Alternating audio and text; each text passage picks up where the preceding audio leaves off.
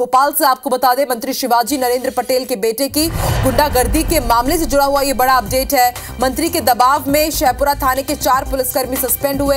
SI Jaisingh, ASI Kanhaiya Yadav, आरक्षक आशीष त्यागी, आरक्षक नरेश गुर्जर को सस्पेंड कर दिया गया है। गुपचुप तरीके से आदेश निकाला गया। मंत्री पुत्र ने थाने में पुलिसकर्मी से अभद्रता की थी। मंत्री पुत्र के ऊपर आपको बता दें 2 मामलों में एफआईआर होनी थी और दबाव में मामूली धाराओं में मामला दर्ज किया गया है। मंत्री पुत्र ने दंपति के साथ मारपीट की थी। गुपचुप तरीके से ऑर्डर की जगह सिर्फ नंबर जारी किए गए हैं। देर शाम आदेश निकाला गया है। तो देखिए, पूरा मामला था कि मंत्री पुत्र ने एक दंपति के साथ अभद्रता की और अब पुलिस कर्मियों को इसलिए सस्पेंड कर दिया गया है क्योंकि उनसे पुलिस ने अभद्रता की है। ये पूरा मामला ही अब पलट गया है। ज्यादा जानकारी के लिए सीधे रुख कर लेते हैं भोपाल का। हरप्रीत हमारे साथ जुड़ चुकी है। हरप्रीत, पूरा मामला बहुत कॉम्प्लिकेटेड होता जा रहा है। पहले खबर ये आई कि दंपति से मंत्री पुत्र ने मारपीट की, गाली गलौज उनके साथ की गई और अब पुलिसकर्मी ने अभद्रता की है मंत्री पुत्र के साथ और 4 आरक्षकों को सस्पेंड कर दिया गया है, 4 पुलिसकर्मियों को। तो ऐसे में यह भी एक बड़ा सवाल कि आखिर गुपचुप तरीके से नंबर के बेसिस पर ऑर्डर क्यों निकाला गया है? कुछ छुपाया जा रहा है, यानी कि यह साफ है।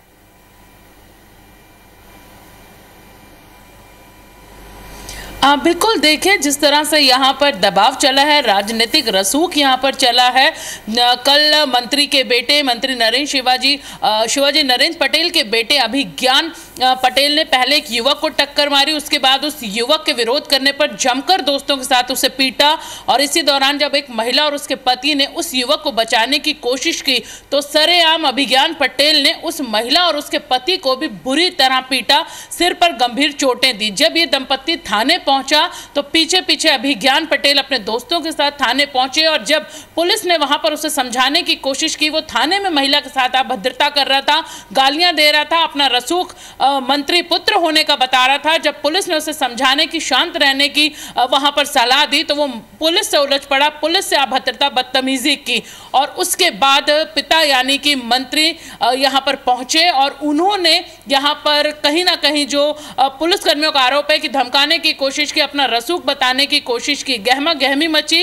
इस गहमा गहमी के बाद ही जो दंपत्ति है उनके आरोपों के बाद मामला कायम किया, लेकिन दबाव राजनीतिक इतना ज्यादा था कि करीबन 3 से 4 घंटे बाद एक काउंटर एफआईआर की गई। ये काउंटर एफआईआर की गई उसी दंपत्ति पर जिनकी बुरी तरह मंत्री के बेटे ने पिटाई की थी। उसके बाद शुरू हुआ उन आरक्षकों को और उस एसआई और एएसआई को सस्पेंड करने का जिनके ऊपर मंत्री और उनके बेटे ने आरोप लगाया कि पिटाई थाने में उनके बेटे की गई। दिन भर गहमा गहमी चली और अब शाम को, देर शाम एक ऑर्डर निकाला गया। इस ऑर्डर का नंबर यहां पर जारी किया गया, ऑर्डर भी नहीं यहां पर उन्हें बताया गया, जिसमें एसआई जय कुमार, एएसआई कन्हैया, इसके साथ ही आरक्षक नरेश गुर्जर और आरक्षक आशीष त्यागी को यानी इन 4 को सस्पेंड कर दिया गया।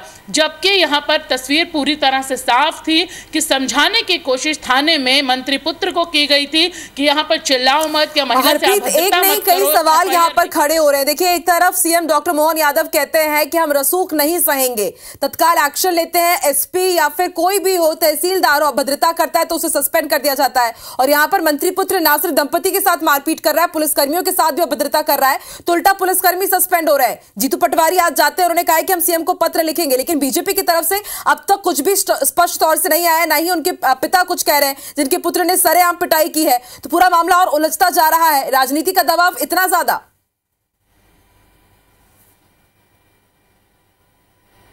बिल्कुल सही आपने यहाँ पर कहा कि राजनीति का दबाव इस कदर है कि सुबह से पुलिस अधिकारी भी कैमरे के सामने आकर इस पूरे मामले पर कुछ भी बोलने से बचते रहे। पुलिस कर्मियों को सस्पेंड क्यों किया जा रहा है या इस तरह का आदेश सामने आने की खबर जो है वो सोशल मीडिया पे चल रही है, इस पर भी पुलिस अधिकारी कुछ कहने से बचते रहे। लेकिन देर शाम ये आदेश निकाल ही दिया गया, उन 4 को सस्पेंड कर दिया गया। सबसे बड़ी बात यह है कि एक महिला के साथ अपराध हुआ है। इस पूरे मामले का एक जो और पेज है वो हम यहाँ पर बताना चाहेंगे कि यहां पर 2 एफआईआर होनी चाहिए। पहले एक युवक को मंत्री के बेटे अभिज्ञान पटेल ने सरेआम सड़क पर मारा, एक एफआईआर उस युवक की तरफ से होनी चाहिए। वो चीख चीख कर थाने में कहता रहा कि मेरे साथ पहले पिटाई हुई, मुझे मारने की कोशिश की गई, उसकी एफआईआर नहीं की गई। दंपति दंपत्ति को इसके बाद अभिज्ञान पटेल और उसके दोस्तों ने मारा, लेकिन उस दंपत्ति की एक रिपोर्ट की गई, सिर पर टांके उस व्यक्ति को लगे हैं जिसे अभिज्ञान पटेल ने बुरी तरह जिस दंपत्ति को मारा, लेकिन मामूली धाराओं मारपीट और गाली गलौज का मामला यहां पर मंत्री के बेटे पर कायम किया गया।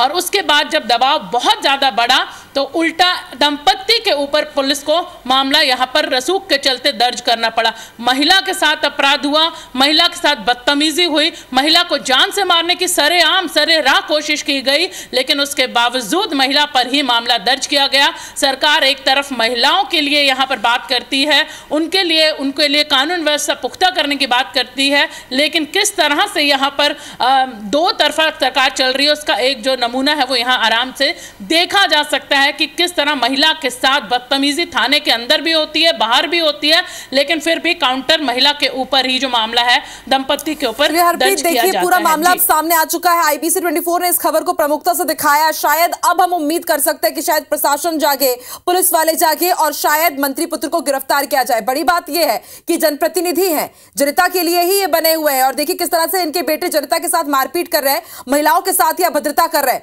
देखते हैं सीएम डॉक्टर मोहन यादव क्या इस मामले में कुछ संज्ञान लेते हैं या फिर जो मंत्री हैं शिवाजी पटेल उनके खिलाफ भी कुछ एक्शन लिया जाता है, क्योंकि देर रात वो भी थाने पहुंचे थे और पुलिसकर्मियों के ऊपर अब गुपचुप तरीके से सस्पेंड उन्हें कर दिया गया है और नाम भी उनका कहीं पर नहीं दिखाया गया है। इसलिए आप नजर बना के रखिएगा, बेहद संवेदनशील ये मामला है। अपडेट आपसे लेते रहेंगे। हरप्रीत, शुक्रिया फिलहाल पूरी जानकारी के लिए।